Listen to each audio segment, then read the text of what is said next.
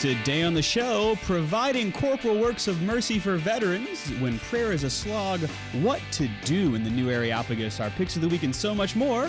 The Catholic Underground starts right now.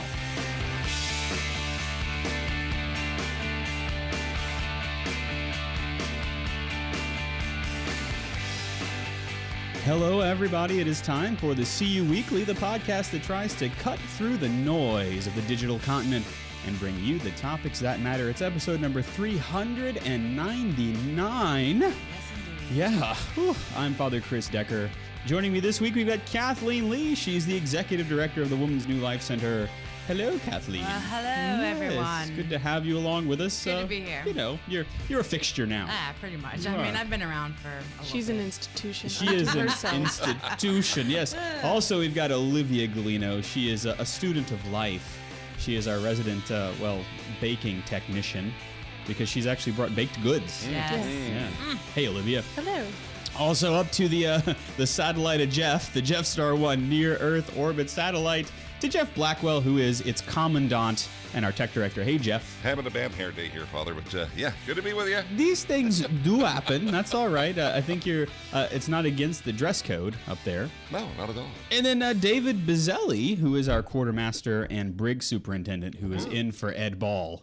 So he is in the ball? Bizzelli ball pit. There you go. Oh, yes. I love Yeah, it. I tell you. So if you're watching us on video, however the video is coming to you on Roku or on Catholic TV or on the Catholic Faith Network or, Facebook. Facebook. Yeah. Welcome. Happy to have you. And if you're new to the show and to the apostolate, strap in, folks.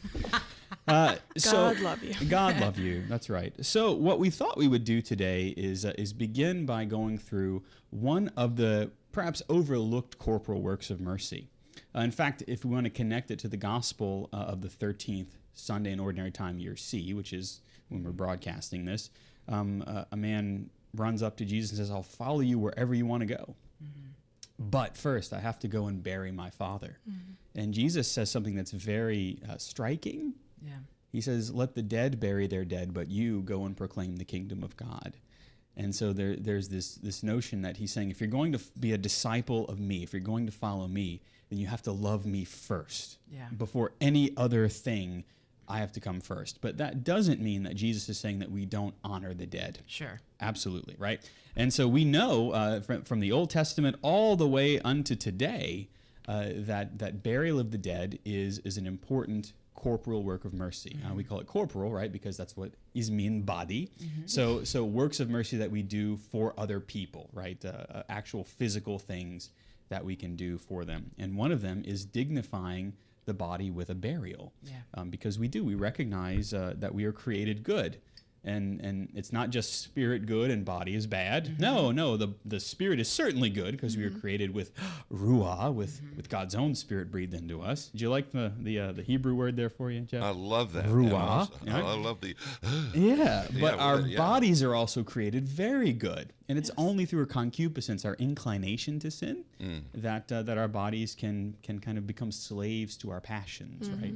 But the body itself is good. And so that's why we dignify it with burial. So there's a Catholic Memorial School, which is a Christian Brothers school in Massachusetts. They have begun arranging funerals of homeless military veterans. That's awesome. It's a really cool idea, and what a great outreach. That would be an apostolate of a school, right? Of the men and women at the school. Kevin Durazo, who's the director of campus ministry, began this tradition of providing funerals for veterans with no known living friends or family about 2 years ago. And this is an article from the year 2019. So it's a kind of a fresh apostolate. The hockey team laid to rest veteran John Fitzmaurice. And so now the school has folded that into part of their mission. And their mission already, they say, is to welcome those on the margins into their community. And it's in an active and engaging way for an adolescent to understand the concept of empathy. And so just on a merely human level, Right. Providing the burial for someone who you really perhaps don't know, but still needs to be dignified, Sure. Be given dignity. And that's really something that our world doesn't seem to kind of get, is that Or that- even if a person is dead, they deserve dignity. Right. Or that like you don't have to know someone them to deserve your compassion. Right. You know, the fact that this person is a complete stranger most likely, and they certainly don't know as high school students what it's like to live a life as a veteran. But you can still enter into another person's experience and like offer service for them. And that's part of what happens as we'll go through the story here. That's part of what happens to the students is it becomes a component for them to truly enter into the life of another. And that's the way that we can be compassionate, right? As you remember from your reading of the Latin, compassio, to share one's passion with, to share one's suffering with, and to enter into it. It's not just to kind of observe it from afar, but that's why we celebrate the passion of Jesus and we witness his compassion for us. He reaches into our suffering and he takes it upon himself, and we can actually do that as well, especially we who are baptized into his passion, death, and resurrection. So the notion here is it's part of the required service work each year. The students collectively complete over 15,000 hours of required service, but they don't receive hours for their participation in the funeral. Good for you. So That's this awesome. is, again, this is what makes it a work of mercy, Right. Yeah. and not like having to touch the bar to move along. I really applaud that, being a former campus minister, because so many times kids are like, does this count? And I'm like, does it count? Yes, it counts. Of course it counts. Yeah. Oh, does it count for hours? No, get out of here. Bye. Yeah. You know? It counts towards your merits in heaven. Yes. Yeah. Yeah, that's But awesome. shouldn't be the reason you do it. Right. That's right. And so Mr. Durazo will receive a phone call from the local funeral home. He then invites different student groups to host the funeral. And so the hockey team and the football teams have volunteered to serve as pallbearers. The school partners with the funeral home, which is Lawler and Crosby, to coordinate the casket, the hearse, the transportation needed for the burial at the Veterans Cemetery, also there in Massachusetts. This time, Mr. Durazo asked for 8 members of the basketball team to serve at the funeral of Mr. Fowle, who was a man who gave up part of his life to serve others. In the days leading up to the new year, a homeless Army veteran named Timothy Fowle passed away at the Brockton VA hospital there in Massachusetts. And he spent 6 years in the Army to serve his nation as a medical specialist in the 1980s. He worked as a welder in the years that followed before falling on hard times. At the time of his death, he left behind no known friends or family. He had no heartfelt goodbyes at the time of his passing, but his remains needed proper burial, right? And so the school president, Peter Folan, said at CM, so Catholic Memorial, we're family, a proud family. We're a community that welcomes people and accepts them for where they are, and we ask them to join us in our journey toward being more, doing more, and caring for others. And he said at the funeral, Timothy Fowle, welcome to our family. Oh, gosh. And that is the thing, is that you're not concerned about how many alum can be paying their dues. You're worried about how many people you can welcome into the Christian family even after their death. That's a really beautiful thing. At the time of his death, few knew about Mr. Fowle, but as the school president listed off his military service, the significance of his duty, a room full of young men began to understand what his name meant, that there is a person behind the name. Which kind of flies in the face of a lot of popular culture and popular media. In fact, there is a song, I believe, by Mr. Jason Mraz that says that our name is our virtue. Incorrect. Yeah. You know, Womp, womp, womp. if all our name is our virtue, then we are nominalist automatons. Yes. You know, but we are so much more than our name. Our name signifies who we are. And in listing off the things that Mr. Fowle did in service to his country, we find out who he is. Because that's the thing. Our doing is an extension of of our being. Right. Yeah. You know. That's really. It really makes me think about, you know, the idea that all these people that we see, that we encounter in a day, like what's their, not, you know, mostly for me, when I see a homeless person or someone who's on the street, I don't often think about what's their story. Where do they come from? There's a song, there's a new country song out, but I don't know by who, it's the girl, but she talks about the girl on the side of the road. Yeah. And what's her story? Like, she's somebody's daughter. She's somebody's best friend. Like, she was selling lemonade when she was a little girl. Yeah. What is that story that we don't always take the time, and we don't always have the time, into everybody Right. that we encounter? But but to put that value into their life. This is, I think about that sometimes. Like, this guy on the side of the road is somebody's son. There's a story. Yeah. I mean, like, he has to be somebody's son. And where did he come from? What did he do? Why is he where he is right now? And that is such an important thing I think, to investigate. Yeah, absolutely. And so to make it kind of an unofficial, official part of the school curriculum in this particular outreach is a beautiful thing.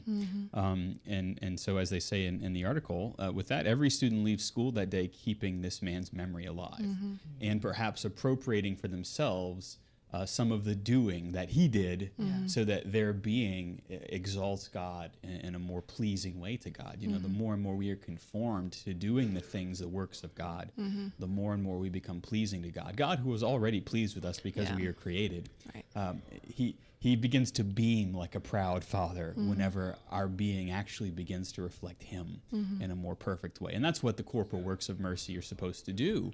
It's a kind of one-to-one mutual thing. As I pour myself out for another in providing mercy and dignity, I then am also receiving grace upon grace, and so it is a beautiful thing. We don't do the corporal works of mercy in order to receive grace, but we do them, and as a result, we put ourselves in the occasion of grace, because we're emptying ourselves out.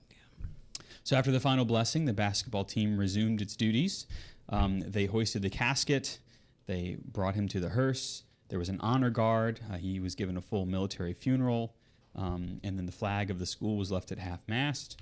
The boys said to their goodbyes to their new brother playing by the playing of taps, of course, and then off he went to the burial site. And once again, about Catholic Memorial, it's a Christian Brothers school, and they prioritize Jesus' 7 corporal works of mercy. And as you remember from your reading, feed the hungry, give drink to the thirsty, shelter the homeless, visit the sick, visit the imprisoned, give alms to the poor, bury the dead.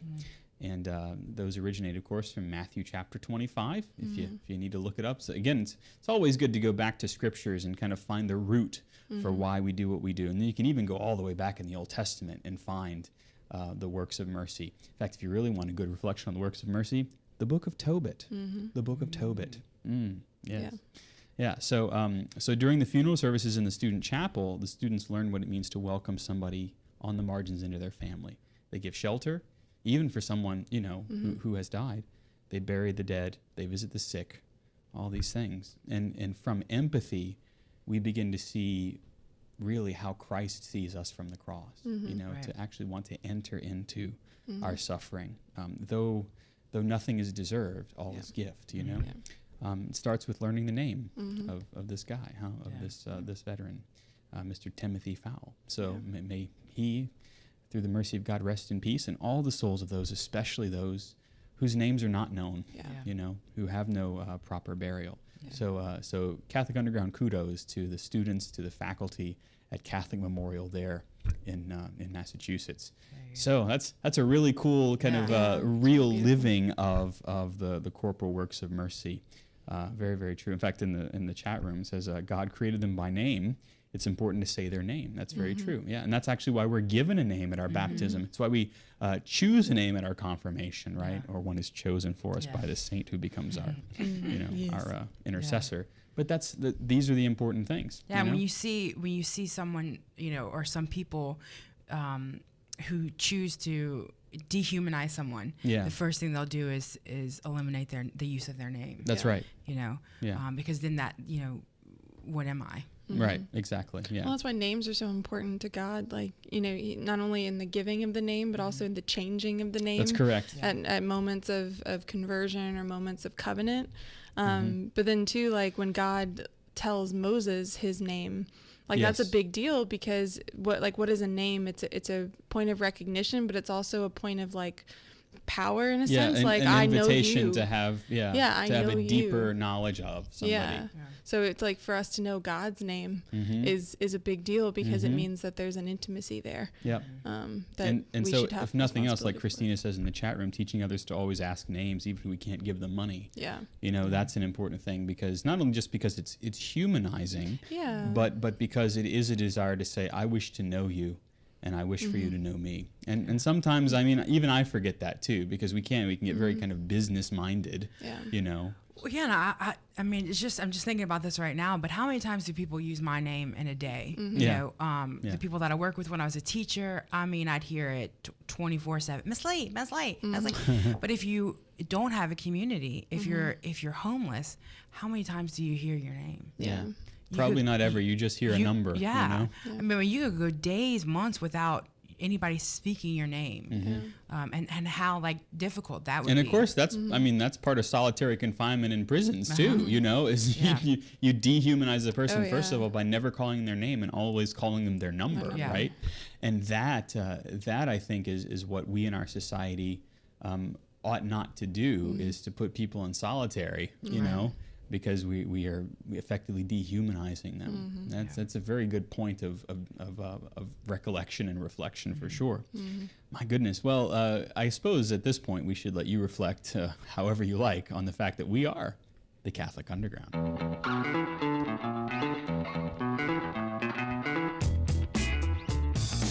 Oh yeah, you are listening to and watching, if you have chosen to do so, the Catholic Underground. We are online all the time at catholicunderground.tv. I am Father Chris, joined by Kathleen Lee, by Olivia Gulino, by Jeff Blackwell, and by David in the pit of destruction, the video zone. Yeah. Which, by the way, got to say, Dave, I don't want to jinx you, but doing a great job there. He's really pushing your buttons. He's really pushing my buttons, Roger. That's what I'm gonna say. Do you remember that? Do you remember that Little Caesars commercial? It was this older lady, like this grandma lady, had a monkey, and I don't know why. I'm not sure why. Well, but who wouldn't? But he had like a TV remote, and he would always change the channels, and then the lady would say, "You really pushing my buttons, Roger." I'm the only one who remembers that, apparently. Yes, you are. I'm going to YouTube now. I gotta find that. There you go. Yeah, it's a great soundbite. But anyway, we are the Catholic Underground and all that. Our picks of the week are coming up. But first, sometimes prayer, if we're honest, is not easy. What? And there are times when prayer is downright difficult. Exactly. So we thought we'd turn to the one who knows about a lot of things. Difficulties, that's what I know. Kathleen Lee. If it's difficult, Kathleen's going to find it. No, yeah, prayer can certainly be difficult. And perseverance in prayer, not just what you say, you know, but persevering in prayer, showing moving up. forward. Pushing in, leaning into that prayer can be a challenge, even for many well-intentioned, faithful, you know, Christians. You know, sometimes you see somebody who like they're always at mass and they're always doing, and they seem so holy. Doesn't mean that they haven't ever in their life struggled with. That's right, with prayer. or not struggling at that moment, right? Connected back to the last segment that we're not always up. You know, exactly. Oftentimes people see other people at prayer and they go, "Oh, they've got it all figured out." Right. Yep. Or like, you know, I always hear speakers and they're like, "I prayed for this and the Lord answered me." I'm like, "Oh, good for you. How does that happen?" Right. Like he ain't listening to me. He's too busy listening to you. So I mean, it's not always what it seems, right? Just as our life has ups and downs, right? So does our prayer life. And sometimes our soul can be in a certain darkness where joy and consolation. So consolation is, how would you describe consolation? Consolation is being given assurance that you are walking with the Lord. Right. So when you just feel like you're on the right track and you feel very comfortable. Sometimes it's a feeling. Sometimes it's a disposition of the heart, of a near fullness. Right. You know. And so sometimes we can be in times of consolation and joy, and other times we can be in real dryness and boredom. Yeah. When you just feel like you're banging your head. And when I know that when I feel like I'm banging my head up against a brick wall, you know, and I used to think, like, Lord, why did you build this? Like, why did you put this wall here? And he's like, no, boo boo, you built that wall. And I'm like, oh. You right. The one was in you. Okay. Thank you, Lord Jesus.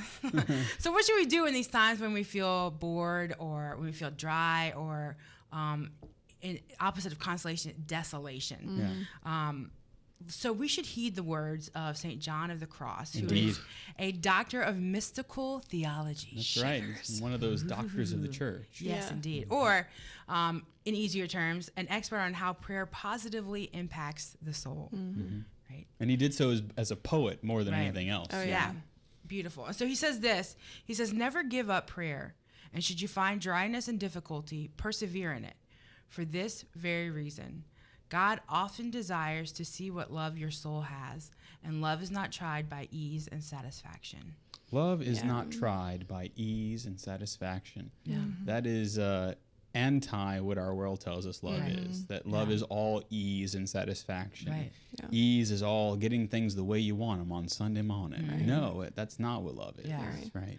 Well, you know, for me, this reminds me of marriage and our marriage vows that we take in good times and in bad. Do we take those same, you know, vows do we stick those to our prayers? I'm going to stick with this prayer in good times and in bad, in sickness and in health. I'm not only going to say thank you, Lord Jesus, on Thanksgiving Day, you know, but I'm going to say it every day for whatever reason. And to look and to be intentional about saying those things even when I don't feel it. Right. Yeah. So God allows the soul to undergo dryness to purify our emotions and to strengthen our will. You know, think about when you work out. When you're working out is not sitting on your couch. Nothing's going to happen. But to strengthen your body, you have to break it down a little bit. It's true. You In order for the challenge muscle it. fibers Right. to grow, You they have got to push be it. ripped. Right. So, okay. I was just thinking of that reminds me of something that Anthony Bloom says, and I probably have said this before because I really Beginning like to Pray. Good book, by the way. Beginning to Pray. Just go read it. He's an Orthodox Archbishop. Amazing book. But he starts with the absence of God. Like that's where he starts with Beginning to Pray. And I love that because he starts with the recognition that anytime you can perceive the absence of God, it's not a reality because God is always present. But if God is allowing you to experience an absence, then there's a reason for it. And when we try to like manufacture a presence, we have to be really careful because, or when we try to like force ourselves into God's presence, he says to be careful because anytime we enter into the Lord's presence, it's always in the context of judgment and it's either salvation or damnation. Yep. And like that, but that's the reality of coming into the Lord's presence. That's why, you know, if anyone went into the Holy of Holies that was not the high priest or that, you know, if you touched the ark, they died because those are the stakes, right? Yep.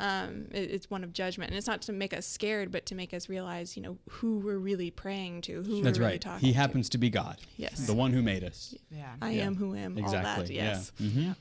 And so are we praying for consolations or out of love for the God of consolations? Yeah, oof. Do we want something or are we praying, you know, out of love for the God who gives us that Or something? do I wish to be in relationship with the Right. giver even if he's not giving? Yes, which is difficult, right? Which of course he always is, but not in the way. Yeah. Yeah. Anyway, disclaimer. Keep going. Yeah. So while our senses are being starved, the spirit is being greatly fed. So like a child who's being weaned from milk to solid food.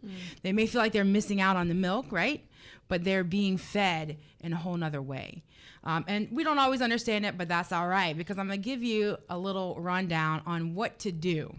If you ever feel in your prayer life that you're banging your head up against a brick wall and the Lord is not speaking to you, that there's just dryness, that you don't want to go back. Like, why am I going to pray if nothing is coming out of it, right? If nothing is fruitful. Here are some things that we should suggest to you. One, allow yourself, this is hard for me, to remain quiet before the Lord. Reminds me of the guy who would always sit in the chapel in John Vianney's church and ours, then Father Jean Vianney, St. John Vianney. You might know him. Yeah, you might know him. And he would always ask the man, you know, I see you here day after day. And he says, why are you here? He goes, well, I'm just a simple farmer, but I look at him in the tabernacle and he looks back at me. And that refreshes my soul. Yeah. I just recently, in the last probably 2 years, have sat with that idea that when I go into adoration, not only am I looking at the Lord, but he's looking back at me. And that, like, you know, so I tell, you know, the teens, I'm like, look, when I go and talk to them, I say, think about this. When you walk into church and Christ is in the tabernacle, like, he rejoices in the fact that you are there. Like, he's That's like, right. you know, so-and-so's here. Awesome, right? So just I have called to you. right, yeah. And have you ever been with somebody where you don't have to say anything? Yep. Right? You're just looking at them. That's kind of uncomfortable for us nowadays. If we look to look at people to see them for who they are, but when we look at Jesus, right? We really look and we allow him to look back at us, then there's a relationship, right? It's that simple. Yep. Right? 2, rest on a particular word or phrase of sacred scripture. Yep. and let it feed you. Right? Go to the Gospels, go to the Psalms. You know, I don't really often play Bible roulette because it puts me in like, you know, sacrificial goats and stuff. So, but find a scripture that the Lord is trying to teach you. Yeah, or stick with the Gospels and you're doing Yeah. okay, right? Just about anything from the Gospels. Or Tobit. Yeah. Or Tobit. Or Tobit. Yes. Have an honest conversation with Jesus.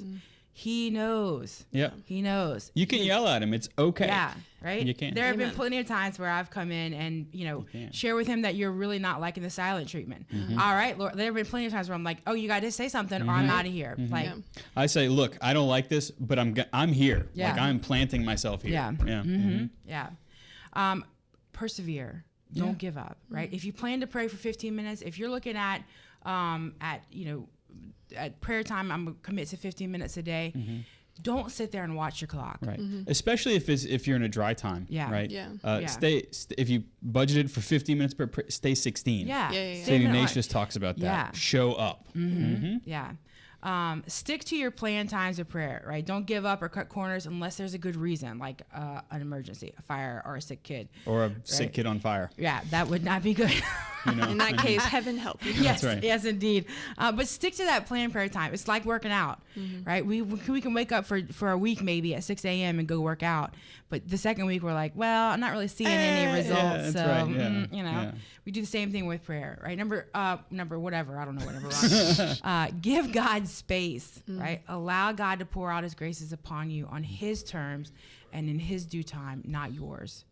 Don't ask for, I mean, you can ask for specifics, right? But the Lord isn't going to wrap it up in a bow every time and give it to you. No. So make your prayer general, right? And then allow him to work, right? And the last one, allow yourself to be useless. Waste time with the Lord. Yep. You're a human being, not a human doing. My Lord. So just sit with him. When you're looking at him in the Eucharist, just sit and look at him. My goodness. Well, we hope that you will sit on your commute wherever you are, because there's more on the other side of the break. We're the Catholic Underground, so stay right there.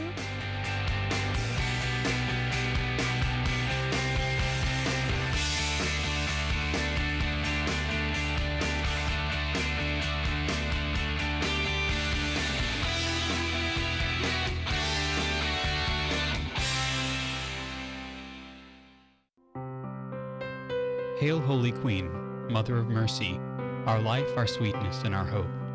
To thee do we cry, poor banished children of Eve. To thee do we send up our sighs, mourning and weeping in this valley of tears. Turn then, most gracious Advocate, thine eyes of mercy towards us, and after this our exile, show unto us the blessed fruit of thy womb, Jesus. O clement, O loving, O sweet Virgin Mary.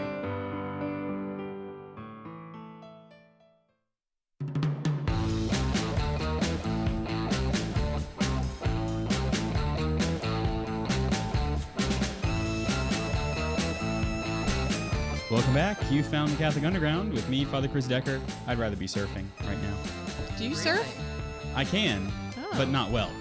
The more you I wouldn't know. rather be surfing than doing the show. I'm just, kind of piggybacking on He the hates us, music. folks, but he knows Right. how to surf. Good day. Could we all surf together, I think? No, this does No. not surf. I can't even No. stand up paddleboard. This- Kathleen and Yeah. I will guard the cooler. You Lo- guys surf. Only at the cooler. Well, yeah, and you just laugh at me. I understand how this. Yeah, Yeah. yeah. Now you know everything you need to know about the Catholic Underground crew. Yeah, I'm Father Chris with Kathleen and Olivia and David and Jeff. That's the crew tonight. Tonight, yes. Yeah. You our- people out there. and all of you. Actually, you know what? You all are part of the Catholic Underground crew as well. Fooled you. You may not be on this side of the audio equipment, but you're certainly out there, and we're glad that you are there. I don't think I say that enough, but I'm glad that you're with us and that you're listening, and certainly praying for us. I know that you've got prayer warriors here. Usually whenever I don't have a mass intention, which is rare, but if I don't have a mass intention scheduled for like a private mass, I will often offer it for you, for our benefactors, and for those who listen and watch us. So know that you've got at least one priest who is praying for your intentions.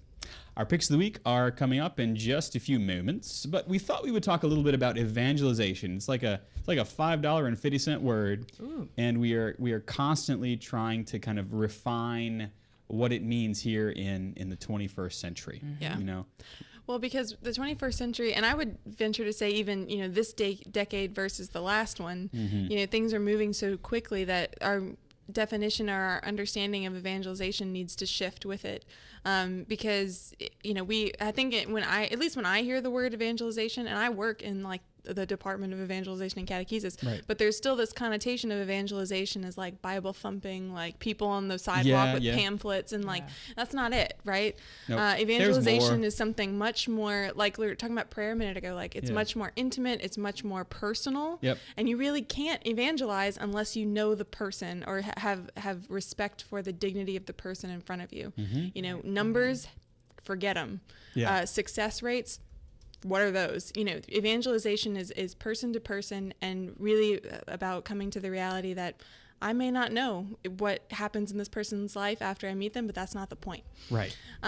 So Bishop Barron, actually, he's like the head of the USCCB Committee on Evangelization. I believe he is, yeah. Good. And if you also after the show, not right now, but you should go and watch his comments that he gave during the recent USCCB meeting. It was a couple of weeks ago, but he talked for a good while about, just the modern state of disaffiliation of young Catholics, of our need for evangelization. I really recommend you go watch that. Yeah, we'll put it in the show notes. I'll find it here. Yeah. But he also wrote this piece for the National Catholic Register about, what can we use like a case study for evangelization? And I love what he chose, because he chose Paul's speech on the Areopagus in Acts chapter 17. And you might remember this. It's like he's standing before the tomb of the unknown God. But what Paul is doing in that moment is significant. And really, Bishop Barron says that it's a kind of masterclass in the evangelization of a culture, and that anyone engaged today in that essential task, which is all of us, should read that with care. Because it really was quite something. I mean, he was walking into an unknown, a territory that was known in the ancient world. But he was walking in as an unknown element. Yeah. Like, who is this guy? Yeah. And I mean, like I got the privilege when I was studying in Rome. We all took a class trip to Greece, and one of the chaplain on our semester was a Cistercian monk named Father Thomas. And when we went to the Areopagus, they had us all sit down, and he stood and recited this from memory. Oh, that's awesome. Yeah. But it was amazing, because you really had to enter into that moment and realize that, like, while he's giving this speech, the whole of like the pagan mythology is like a background. Right. And you can just imagine, because all the other temples are there. Yeah, right. And So you have, like, I think the main temple kind of like right Free there Speech Alley at LSU. There you go. Yeah, something like that. But yeah, so I mean, like, it's not only a formidable space, but like there's no escaping the fact that he's alone in voicing this truth. And so the context for Paul's speech is his mission to Greece, right? The Areopagus is in Greece. And that mission is started when he crosses over from Asia Minor to the mainland of Europe. You remember that Paul, all of his letters are different areas kind of on his travels, right? So he eventually gets to Greece. And this speech and that trip really was one of the most decisive events in history, because it really signaled the introduction of Christianity to Europe. Because remember, Jerusalem is not in Europe. Jerusalem is in like the Middle East, Asia Minor. And so it really takes what Paul's mission started and eventually ended up in Rome with Peter to sort of like explode Christianity to all of Europe and to the rest of the world. And so the first lesson in there for us, Bishop Barron says, is that the evangelist never rests. Right. Because the call of the Lord is to announce the good news to the ends of the earth. To the ends of the earth. And for you and me, I don't think that we should think like, well, got to get my ticket to Athens booked, because the ends of the earth can be in our own community. Right. Like your Areopagus might be your family. It might be your parish. It certainly is the place where you spend most of your time. It might be your coffee shop. Right.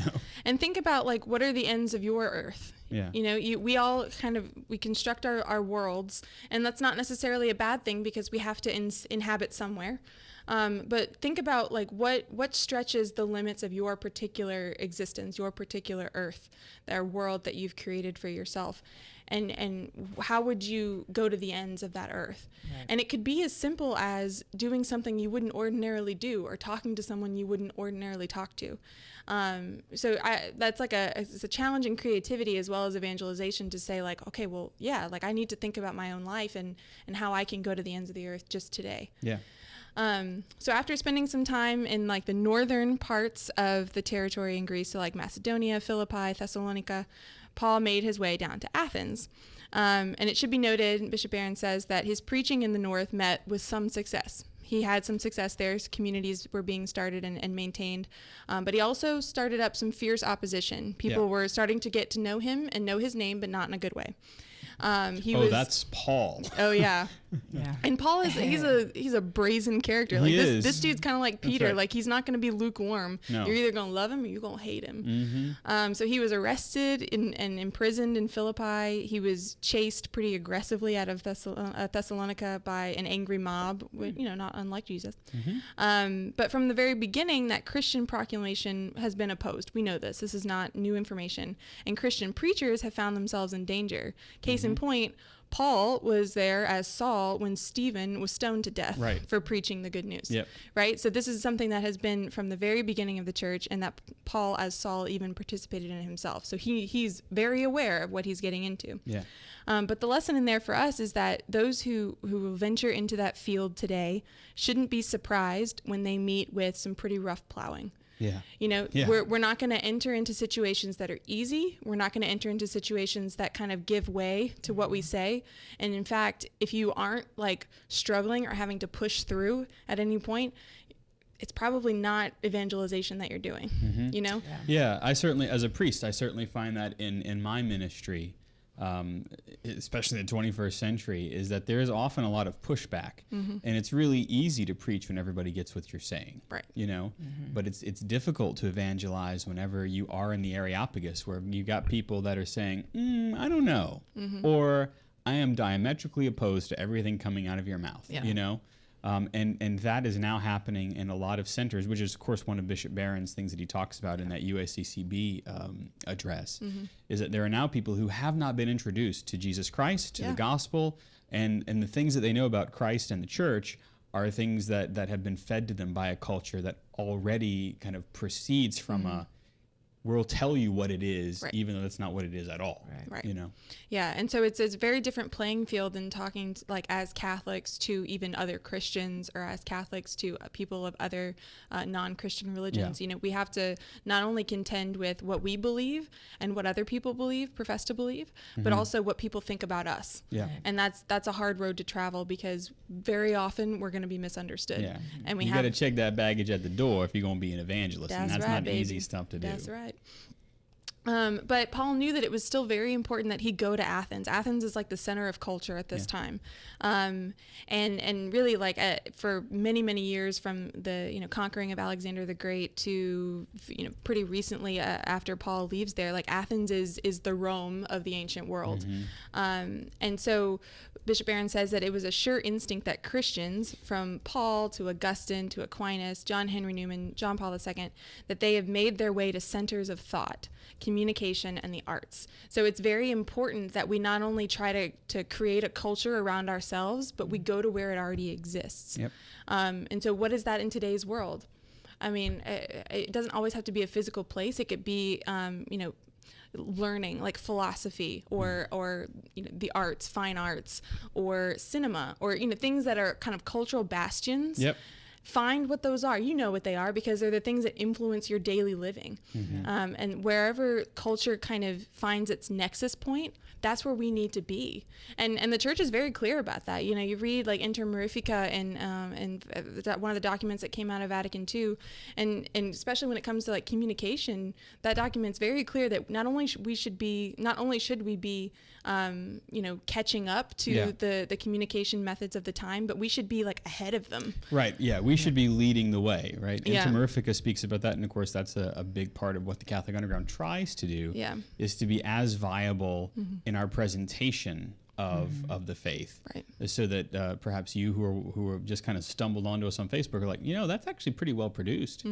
what are they saying? Right. You know, and that's really where evangelization has to meet with the world at large. Right. It comes down to trust. Yeah, exactly. And to say, no, I have some reason to be here in this space. Yeah. Right. And it also is a reality that Catholicism is not just a list of beliefs or doctrines, that it is a culture. Yeah. And that, we know this as Catholics. We see it in our liturgical life. We see it in the way that we live and that we interact with other Catholics, and the way that we kind of build up communities for ourselves that are Catholic so that we can live that culture authentically. Yeah. But it's about finding ways of meeting the culture with our own culture in a way that's not trying to, we're not trying to tear down what you've built, but we're going to do like they did in Rome. And if you have an obelisk, a pagan obelisk in the middle of this square, okay, we're going to put Mary on top. Yeah. We don't tear down things, but we redeem them. That's right. So how can we do that to the culture today? Because it is redeemable, obviously, because our Redeemer died to redeem it. Yeah. The only thing irredeemable is Baton Rouge traffic. That's true. That's right. Because it's all wrapped up and finds its source in hellfire sand. Yes, it does. Yeah. Yes, Actually, it does, because it is rooted in selfishness. But don't get me started on traffic. But that's the thing, is the only thing that is irredeemable about our culture is sin. Right. Because sin already has chosen not to be redeemed, Exactly. And so that's why in evangelization, to be able to allow people to realize their true nature, that you were not the doing of sin, right? You were so much more than that. Yeah. So let's get back to Paul and his journey. Where is he going? As soon as he gets into Athens, right? He's gone to the north, gotten in some trouble, and makes his way down to Athens. What does he do when he's in Athens? He makes a beeline, as he's wont to do, straight to the synagogue. Because his good news is that God, in Christ Jesus, has fulfilled all the promises that he made to Israel. And just like we were talking about a minute ago, God doesn't destroy the obelisk. He doesn't destroy what came before. He doesn't tear down, but he builds, he redeems, he fulfills. And so that's what Paul's good news is. He's going to the Jews and saying, guys, what you've been waiting for, what we've been waiting for, it happened. It's real. It's here. And he knew that Jews were in the best position to understand what he was talking about. And so Bishop Barron says that we find here another crucial lesson for present-day evangelizers, is that we can't forget the unbreakable connection between Jesus and the Jews. And so when we speak of Jesus, and we kind of can do this as Catholics, when we speak of Jesus as separate from the Old Testament or as an abstraction from the Torah, the temple, prophecy, covenant, all of that, we devolve rather rapidly into making Jesus this kind of like a man of platitudes, or just this mildly inspiring teacher, kind of like Confucius, like someone who just said some true things and was overall kind of a good guy. We reduce him into that, where the reality is that Jesus is the living Torah. Jesus is the bridegroom that the covenant was always intended to move towards. Jesus is the fulfillment of everything that we've been waiting for. The prophets spoke of him, even if they didn't know it. The temple becomes incarnate in his body. Right. His heart is the Holy of Holies. We just celebrated the Feast of the Most Sacred Heart of Jesus, the Solemnity of the Most Sacred Heart of Jesus. What do you think the Most Sacred Heart is? That's where the love of God dwells and is poured out for us. That's the Holy of Holies. Literally poured out. Literally poured out. Blood and water flowed from his side. So when we speak of Jesus and as like separate from all of that, like we can just kind of bracket what happened before, move on, but now we got Jesus. No, we're doing a disservice to who he is. Yeah. The language that God chose to speak to his people in was Hebrew. That should mean something to us. It doesn't mean we all have to go learn Hebrew, but it means that we have to have respect for how God chose to reveal himself to us. Right. All right, so next, we're told that Paul went out into the marketplace. After he goes to the synagogue, goes to the marketplace. Not because he needed some apples. He had a mission. And what did he do? He spoke to the people who happened to be there. Yep. So the sons and daughters of Israel might be those that are like best disposed to hear and accept Paul's message, but the gospel is meant for everyone. Right. And Paul knows that because he's going into Gentile territory. Yeah, and he's received the mandate to do it. Exactly. Yeah. So he goes to the Jews, but he's not just there for them. His evangelization is kind of extravagant. It's indiscriminate because it is for everyone. And it's offered on the streets, from the rooftops, anywhere that he can find someone willing to listen. That's Paul's mission. And that's the thing, is he always starts with the Jewish people that are there. Yeah. Kind of announcing to them first, because they're, as you say, they're the ones who perhaps don't need convincing in the sense, right? Because they will have heard of Jesus already, perhaps.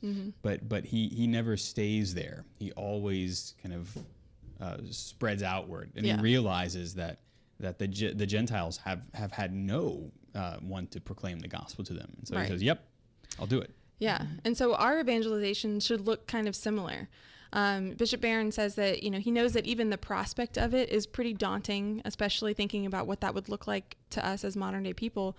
But that, Bishop Barron himself has always been a fan of street preaching, just getting up on a corner and just talking about Jesus. And will you be mocked for that? Probably, most definitely. But so was Paul. There's a certain sense of fortitude that is required of us to even speak the name of Jesus anymore. True. Like to even say to someone who maybe you don't know their situation and they don't know yours, but to even say like, yeah, I'm Catholic, or like Kathleen and I, like we work for the church.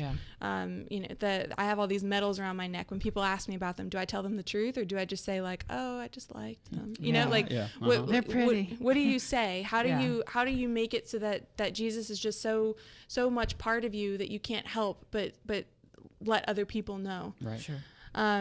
So in Paul's demonstration of the full and extent range of his outreach, we're told that he dialogued with some of the Stoics and Epicureans, which those are some schools of philosophical thought at the time that were really popular. They were kind of like the philosophical priests of their culture. Yeah, exactly. Stoicism, being like tempering the passions, you kind of keep everything on an even keel, but Epicureanism is just like hedonism, like pleasure, and is the whatever the epidermis the wants, it gets, right? Yeah. So, but as an evangelist, you have to be willing to, as Paul says, like be all things to all people, which is not to say that you are God and you are Jesus, because you are not, but you have to be capable of speaking to the ordinary, the way that people already are thinking, and even the most sophisticated, because the people who were in these philosophical schools were like upper crusty. So you have to be willing to do upper crusty. Yeah. I like that. But you have to be willing to kind of look at the playing field and be willing to go anywhere. Sure. And then when Paul gets to the Areopagus, and it's like right below the Parthenon, it's where all of these temples are set up. This is where Paul delivers his speech, but he's already laid this groundwork, right? And there's this old like rhetorical device that he's using, which is basically just like capturing the goodwill of his audience, because he starts by complimenting the Athenians. And granted, remember, these are just people who are there. They're there probably to worship or, have a picnic or whatever they did on the Areopagus. But he says, I see how extremely religious you are in every way. That's a compliment to them, because you're already capable of worshiping God. Yes. But then there's more here, obviously. He's not just trying to like pay them lip service and then peace out. But he's appealing to what the fathers of the church would later call logos spermatikoi, so seeds of the word. And that is to say, like hints or echoes, indications of the logos that is fully disclosed in Christ. And I really think that's a key part of what we're called to do now. But that also requires that we live deep lives of prayer, and we know we have a reason for our belief, that we can tell people why we're so convicted of what we believe. But we also have to be able to see the deep rationality behind it, because I feel like that's so important with just talking to people today, like showing people like, I'm not crazy. I don't just believe things because someone told them to me, but because it's deeply rational. That's right. And that, like you have a capacity to worship, and I'll help you. I'll show you what I mean. Exactly. So then he says, by the way, I see that you have a tomb here to the unknown God. Yeah, and that's... I know his name. Yeah, that's when Paul really comes in with the throat punch, because he siphons that out, and he says that if you build a religious foundation in a place where, like, he's looking at the society he's already addressing, he's saying that he knows that they're looking for something. He's recognizing that they're already a religious people, but that they still feel like an absence. They still feel a depth of that something's missing, and that's their way of capturing it, right? That's their way of encapsulating, like, this is what we don't know, but we still want to worship. And so by pointing that out, Paul is saying that he's not just affirming what they're already doing, but he's trying to fulfill it. He's trying to go after it. And by introducing Christ, that's his way of doing that. Yep. And so he announces them that the God who made the world and everything in it, he who is Lord of heaven and earth, does not live in shrines made by human hands. So, and remember, the backdrop the backdrop to everything that he's saying is all of the temples to the pagan gods. And that must have really gotten their attention, because he's saying that the God that you want, the God that you're trying to somewhat think about with this tomb of the unknown God, this is the God that I'm talking about. And it's the God of Abraham and Isaac and Joseph and Jesus. And so he's pointing out that there are seeds of the word in their culture, but that there are idolatrous practices and erroneous theologies as well. Yeah. And so what do we learn from this? You know, the evangelist who can move through the culture of his time, he assimilates what he can. You know, we're not syncretic people. We don't syncretic people. Anyway, people of syncretism, where we just assimilate whatever we can find, and everything's all the same, so it doesn't really matter. Yeah, but we can find elements of truth, seeds of the word, and other things, and we affirm that because in that's our culture true. we can do that. Yeah, but we can also resist. And we should resist where we don't find what is a seed of the word. Yep. So finally, like, we had to think about, like, what was Paul's outcome from this? We like to think in terms of cause and effect. Yeah. So we think, like, well, he was doing a really good job. He covered all his bases. He must have just, like, you know, like the beginning of Acts, like, he baptized 3,000 that day. And I love the way that the people respond, because it's so human. When they heard of the resurrection of the dead, some scoffed, but others said, "We will hear you again about this." Right. Now, whether they were giving him the brush off or whether they were like, "Yeah, there's something happened." Yeah. You know, they still recognized that this was different, right? And that there is something further about the notion of the resurrection from the dead, and that if somebody was truly logical and truly a Stoic, then they would have wanted to know where his logic would progress from there, right? And so that in of itself plants a seed for further discussion, right? And as evangelists, that's what we're called to do. In fact, as a priest, that's so much of what I'm supposed to do in my little, 8 to 15 minute homily, 20 if I'm really, touched by the Spirit. Oh, yes. But that's the thing, is we are supposed to plant a deeper seed so that the person will go, I need to hear you more about this. Maybe not you, Father, but I need to take this to prayer, right? Because something happened within me. And that's really the work of the evangelist, to kind of stir into flame what is already nascent, already coming to birth there. And you might not know what that is. That's my caution to you, is that we love to have outcomes. We love to have successes and be able to put numbers to it. But that's not the way that the Lord works. Nope. And in fact, the less you know about what God is doing in other people, the better, because that's not your job to know. Yeah, otherwise we may begin to think that we are the Messiah. Exactly, And I think about something, I think it was St. Teresa of Avila said that, our job is to inform, not to convict. So all Paul's job is to get up on the Areopagus and speak the truth in a way that they could understand. And what's happening in their heart, even if they don't say it out loud, is for God to know and not us. Yeah, that's true. Yeah. So much there. Now go and proclaim the kingdom of God, right? That's part of it. Well, as we come to this part of the show, we've drawn on for quite some time. I suppose it's time for that bit of the show that we call the CU Pick of the Week. I forgot my own catchphrase to go into the thing. I don't know what's happening. Anyway, our first pick of the week, Olivia. Ooh. This never happens. Game on. Okay. Right. So I'll be brief. But my pick of the week is a company called Richard Photo Lab. And they're based out of Richard or Richard, maybe. I don't know. Probably not. But they're based in California. It's and Richard. Yeah. I recently got into film photography, and I'm really not very good at it yet, but I'm trying. But I also don't develop my own film. And this is a company that specializes in that. So you can send them your undeveloped rolls of film.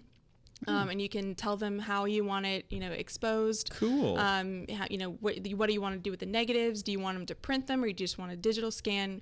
And they process all of that for you. It's a good price for the service that they get, and they're quick, y'all. I sent in my film rolls on Wednesday, and I got back my scans yesterday, which is Saturday. Wow. So super quick, really easy to work with. I really recommend them. Richard Photo Lab, but the owner is named Brian. Well, wow. He's having an identity crisis. Poor thing. Maybe so. His partner is Kevin. Other Olivia, Kathleen. You can't even fool me. I know her name. I'm sorry. Yeah. Okay, so if you know me, you know that I'm a big fan of Need to Breathe, which is a band that is phenomenal. It's probably the only band that I will travel and have traveled to see. I will spend money. Does that make you a groupie? Yes. Okay. I haven't met them yet. It's on my bucket list. Holler at me if you know them. Okay. But Bear Reinhardt, who is the lead singer of Need to Breathe. Now there's a name. Bear, right? It's awesome. I'm going to name my kid Bear. Gert. he started a new project called Wilder Woods. Oh. And he is releasing an album on August 9th, 2019. But if you pre-order it, there are 3 songs available: Sure Ain't, Someday Soon, and Supply and Demand. And if you know Need to Breathe, they're not labeled as a Christian band, but if you listen to their lyrics, they absolutely are. And their song Someday Soon, when you're talking about dryness and prayer and all that, punched me in the gut a few weeks ago. And I'll just, some of the lyrics say, just because you feel like a stranger, that don't mean you are.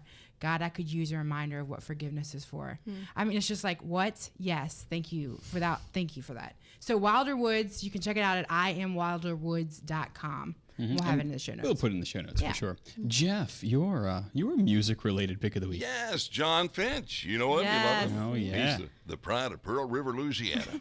He released a new song this week, and it is terrific. If you like EDM, well, Father Ryan does. what I'm calling I like Catholic EDM. cardio. This is definitely the message is out front, man. awesome. Living Yeah. for Jesus, and it is a terrific song. It's released on Spotify. You can find John Finch there. Live for You is the name of the song. Very cool. My pick of the week, I just happen to have in my book sack, so it's my pick of the Your week. backpack. My backpack. Ed Emberley's Make a World drawing book. So if you like me and you like to draw, or even if you don't like to draw, this is a way to learn, or can't, huh? Ed Emberley has a great, I don't know if it's patent pending or not, but he teaches you how to draw by showing you what shape you need to draw on the bottom rung, and then on the rung above that he tells you where the shape goes, and it's step by step on how to draw in this case a world. So he takes you through farm animals and airplanes and buildings and cars and all sorts of things. So perhaps this is a good gift if you have somebody who likes to draw, or a young'un who wants to learn to draw, or you just want to learn how to doodle better. It's a good thing. So I'll put that in the show notes. Ed Emberley's Make a World drawing book. Jeff, we're so grateful to all of those who support us and all of those who watch and listen, aren't we? Yes, indeed. Yeah. This week, the Catholic Underground is possible because of people like you. Join the growing number of undergrounders at catholicunderground.com/donate. And an important way to support us is to like us, heart us, star us, and share us on your social media platform of choice. If you really like our podcast, pop by iTunes and leave us a review and click them stars, youngins. That's right. Our panelists have been Kathleen Lee. She's the benefactress. Be a shame if something would have happened to your apostolate. She's at KLee626 on Instagram. Yep. Thanks, Kathleen. Anytime. Olivia Gulino is at the.real.omg on just about all the social media. Thanks, Yes. Olivia. I noticed the sass with which that was said, but Yeah, well, thanks for having me. I'm getting better at saying it. That's the thing. true. Jeff Blackwell's our tech director. He's at jeffblackwell.us and at jeffblackwellus on Instagram and on Twitter. Thank you, Jeff. Gracias, Padre. Is our research assistant, the leader of the crew in the lab, is Jim Hayes out there in California. Our video and graphics director for this episode is David Bizzelli. And you know me, I'm Father Chris. You can follow me on Instagram and just about everything else at Digital Catholic. And we hope that we've helped you cut through the noise and find that still small voice, because he's there. We are the Catholic Underground, your faith gone digital, and we'll see you next time.